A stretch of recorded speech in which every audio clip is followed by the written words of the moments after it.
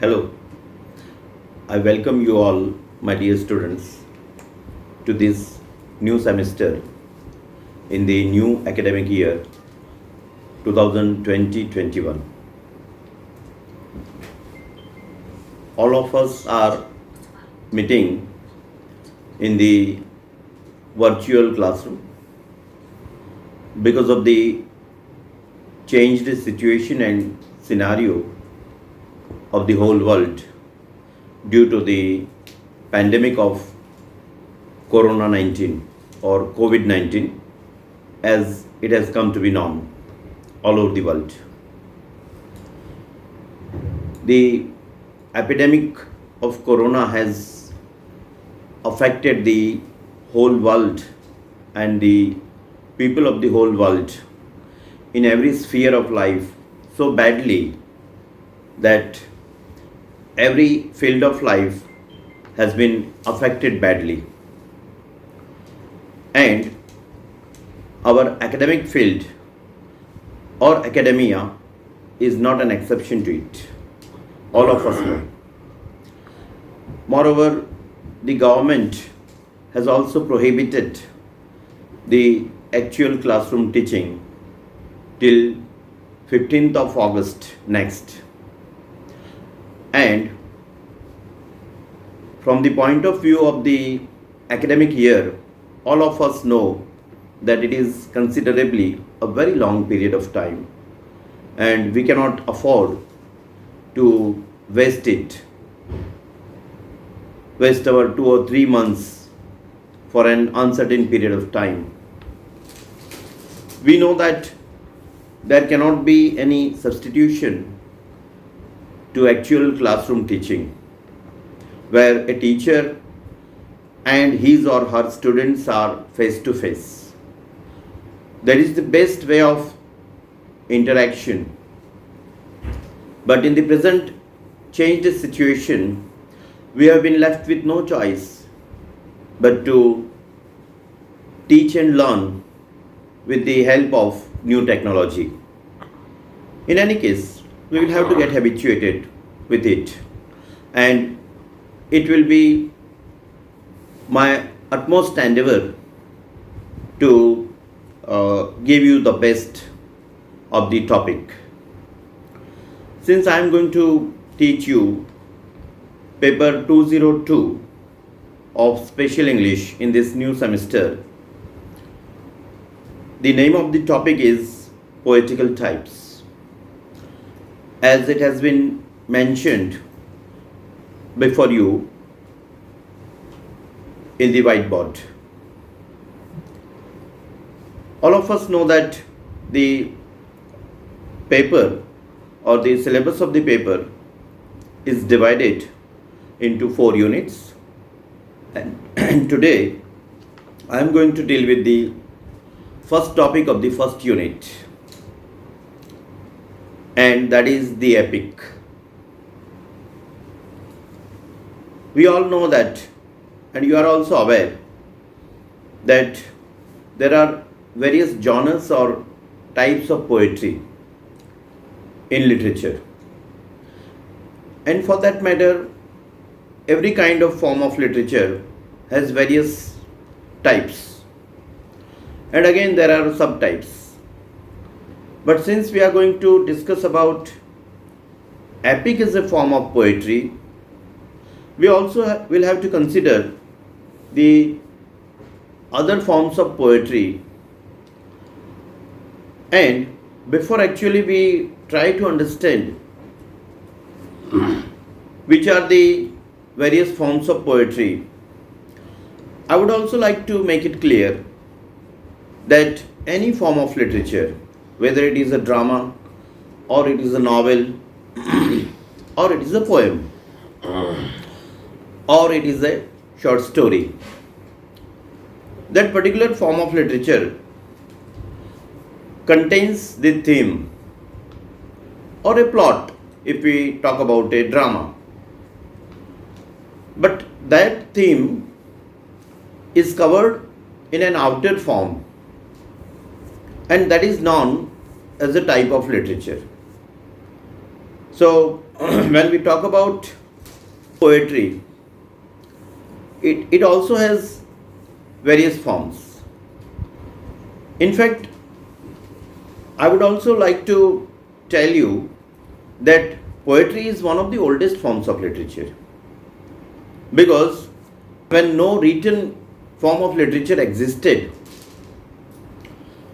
before centuries, there were only two forms of literature which existed in oral form and which were very popular among the people. One was poetry and the other was a short story. They were not known with the same names at that time, because before we try to understand what is an epic or a Mahakavya as it is known in Sanskrit or even in Gujarati, we also will have to understand what is a ballad, because I just mentioned that in the very beginning of the history of mankind, when literature existed in oral form, ballad was the most popular form of poetry which existed in oral form. A ballad means a folk song. Before we understand what is an epic, we also will have to understand what is a ballad. A ballad is a folk song, as I mentioned before a while. And those ballads were sung by minstrels or bards. तो जैसा कि मैंने आपको बताया कि उस समय since there were no other means of entertainment, such people like minstrels and bards used to sing ballads and entertain people. They sang these ballads with the help of a musical instrument which was known as a lyre, Lyre. और उस ballad का जो theme होता था वो उस प्रदेश का, उस रीजन का जो हीरोइक फिगर, हिस्टोरिकल फिगर होता था वो रहता था, और उस तरह से लोग उसको याद करके ट्रिब्यूट देते थे. And he was fondly remembered by listening to these ballads. Moreover, there were no other means of transportations also. So these minstrels and bards used to visit one or the other place on foot only. And gradually, mankind also invented the art of writing. But of course, it took centuries in that process. तो साहित्य के जैसे दूसरे स्वरूपों का क्रमिक विकास हुआ, जिसे हम इंग्लिश में इवोल्यूशन कहते हैं, वैसा ही पोएट्री के साथ हुआ. तो जैसे बैलेड की अपन बात करते हैं, तो of course they were short narrative poems since they were folk songs. और वैसा ही एक उसका जो नया स्वरूप इवॉल्व हुआ पोएट्री का, वो एपिक है.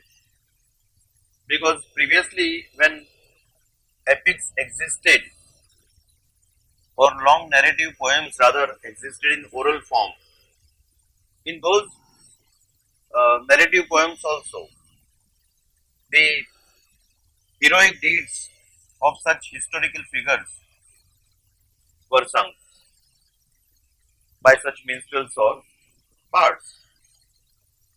तो अपन किसी भी देश की बात करें, किसी भी राष्ट्र की बात करें साहित्य के संदर्भ में, तो यूरोप की बात करें तो यूरोप के जो प्रसिद्ध एपिक्स है वो इलियड और ओडिसी है. And we have been told that they were written around 800 and 1000 BC. तो करीबन 2500-3000 साल पहले इन एपिक्स की रचना हुई थी।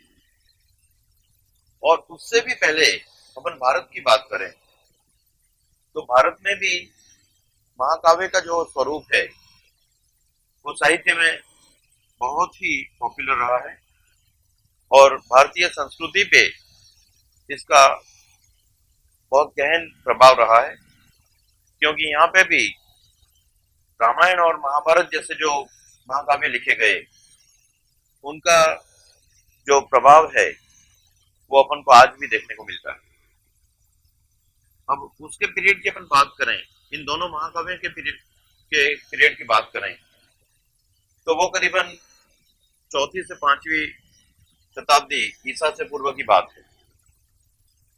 तो इससे ये भी सिद्ध होता है कि महाकाव्य का जो स्वरूप है, मतलब कि महाकाव्य एक अमर रचना हो जाती है और दूसरे जो पोएट्री के जो स्वरूप है उनके कंपैरिजन में महाकाव्य विशिष्ट है। क्योंकि मैंने अभी तो पोएट्री का जो ओरिजिन जो फॉर्म है उसी की बात की है, लेकिन उसका जो क्रमिक विकास हुआ उस फेज में सोनेट भी आया, ओड भी आया, लिरिक भी आया, तो ये भी पोएट्री के ही प्रकार है। लेकिन मैंने जैसे अभी आपको बताया कि महाकाव्य जो है वो कई मायने में इन सब पोएट्री के जो फॉर्म्स है उससे बिल्कुल अलग है और हर कोई कवि महाकाव्य की रचना कर भी नहीं सकता है। इसीलिए तो महाकाव्य 500 या 1000 साल में एक बार कोई कवि लिख सकता है।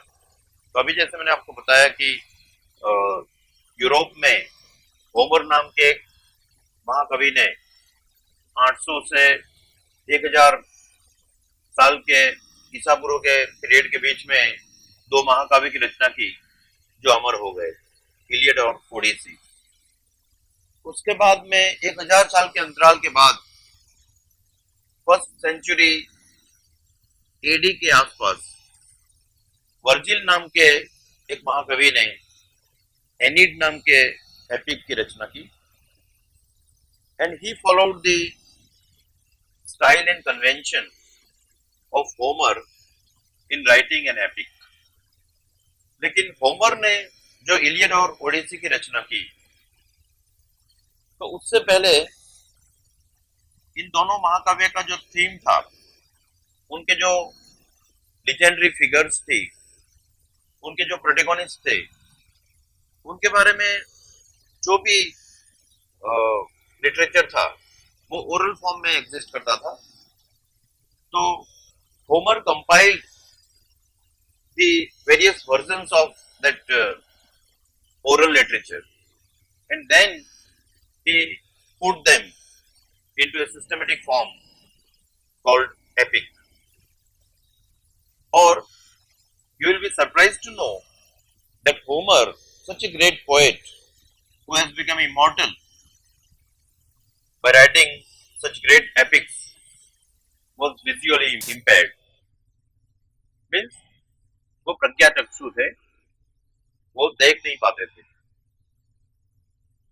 तो उसी तरह से उसके बाद में 1000 साल के अंतराल के बाद वर्जिल ने एनीड की रचना की and Virgil followed the style and convention of Homer in writing an epic, जैसा अभी मैंने आपको बताया।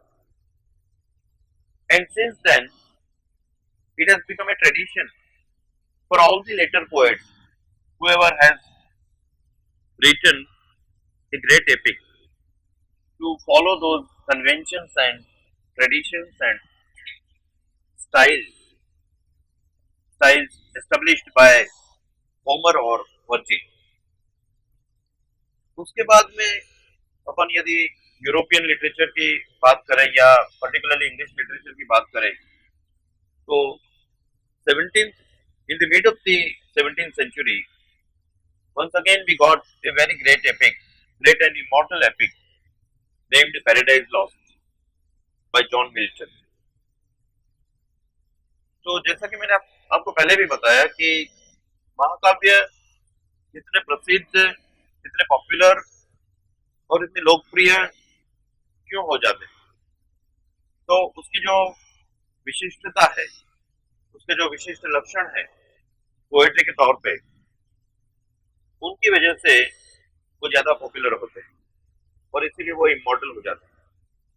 जैसे अपन रामायण और महाभारत की बात करें, तो जैसा कि मैंने बताया कि रामायण का जो पीरियड है वो चौथी और पांचवी शताब्दी ईसा पूर्व के बीच का है।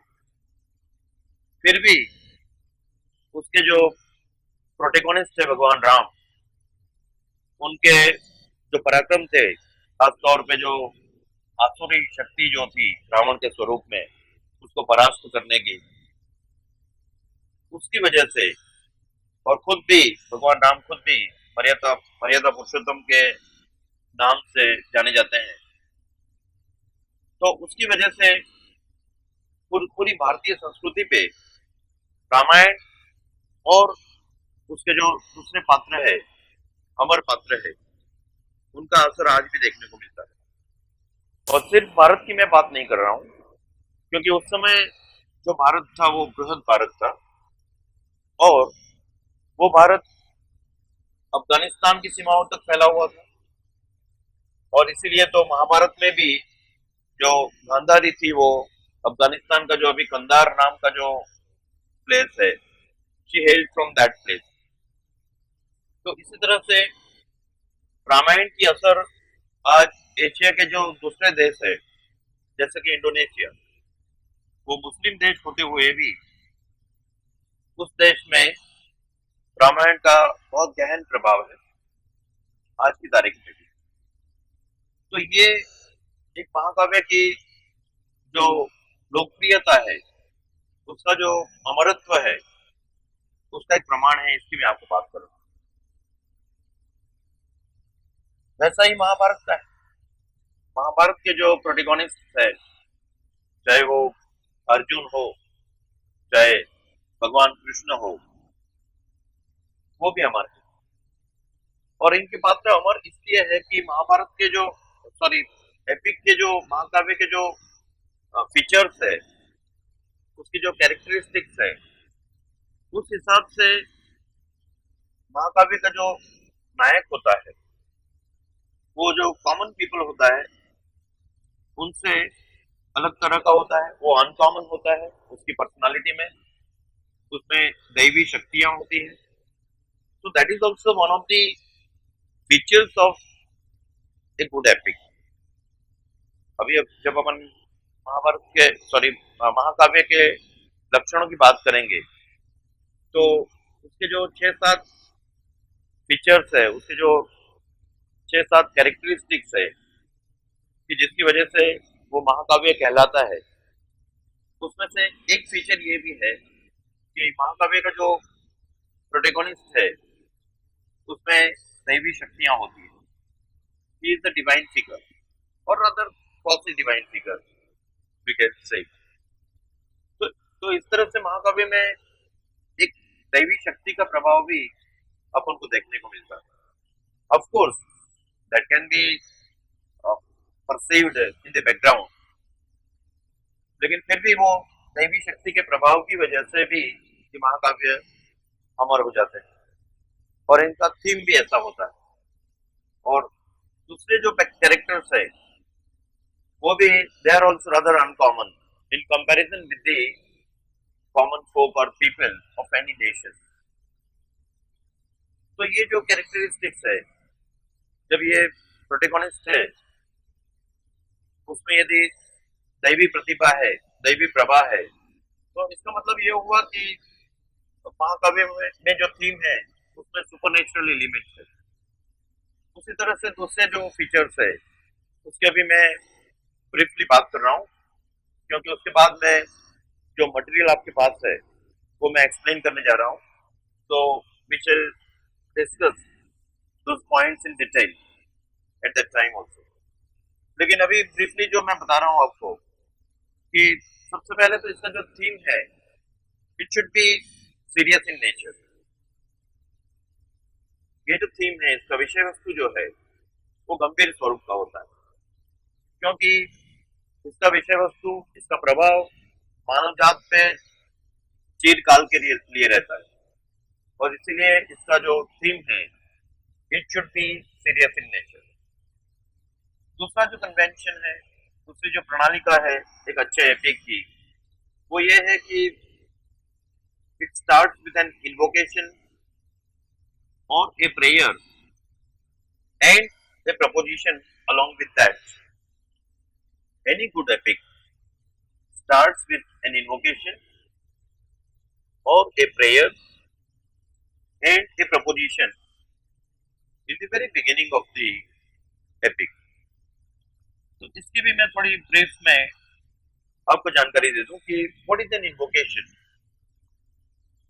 Invocation is a sort of prayer of course, लेकिन जिसे हम हिंदी में आह्वान कह सकते हैं। जैसे अपन हिंदू लोग कोई भी पवित्र पूजा का कार्य शुरू करते हैं या कोई भी कार्य शुरू करते हैं तो शुरू में अपन भगवान गणेश की पूजा करते हैं और भगवान गणेश जी को आह्वान करते हैं कि आप पधारें और हमारा जो शुभ कार्य है, हम जो कार्य शुरू करने जा रहे हैं, वो निर्विघ्न संपन्न हो और आपकी हमारे ऊपर कृपा रहे, ताकि कोई विघ्न ना आए। उसी तरह से महाकाव्य के जो कवि है, वो ये जो इन्वोकेशन है, एक तरह का आह्वान है, वो एक दैवी शक्ति को इन्वोक करते हैं, उसको आह्वान देते हैं कि मेरा जो ये ट्रिमेंडस टास्क है महाकाव्य लिखने का, उसमें आपकी कृपा होगी तो ही मैं लिख पाऊंगा। तो यूरोप में जो इन्वोकेशन होता था, उसमें that divine power which was invoked or prayed by the poet was known as a muse, or it is known as a muse, M-U-S-E, M capital। और ग्रीक माइथोलॉजी में म्यूज मतलब 9 ऐसे देवी देवता थे कि जो अलग अलग जो विद्या थी वो उनकी कृपा से ही हासिल हो सकती थी। तो वैसे ही सरस्वती की कृपा पाने के लिए ये यूरोपियन जो पोएट्स है, they invoke or pray to the muse for his or her grace to be successful in writing a great epic which they aspire to become immortal. And not only these epics become immortal, the poets of these epics also become immortal. Because so far as the world will exist, good literature also will exist along with it. And in that way, good literature becomes immortal, and those great poets also become immortal. तो इस तरह से मैंने आपको बताया कि a good epic starts with an invocation or a prayer. There is also a proposition.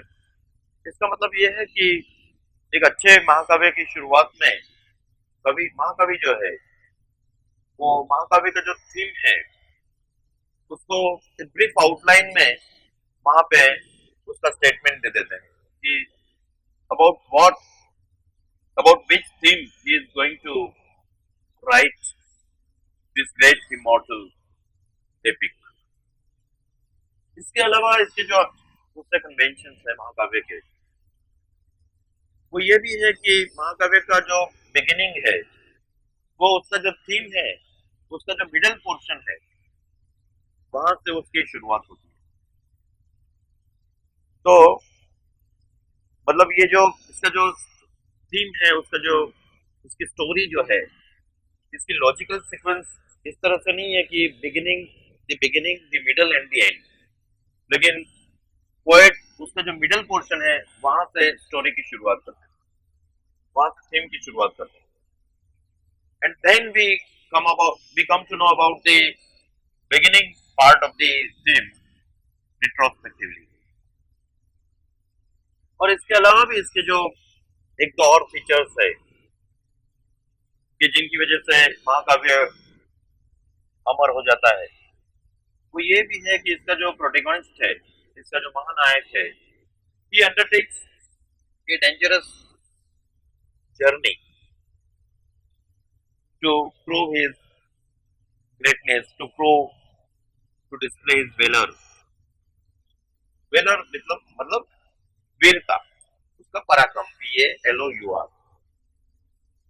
और एक और भी फीचर है महाकाव्य का, अच्छे महाकाव्य का, क्योंकि उसमें जो सिमिली होती है, जो उपमा होती है, कविता में अपन बात करते हैं कि यदि एक पदार्थ की दूसरे पदार्थ के साथ तुलना की जाती है, when one object is compared with another object, so that is known as a simile।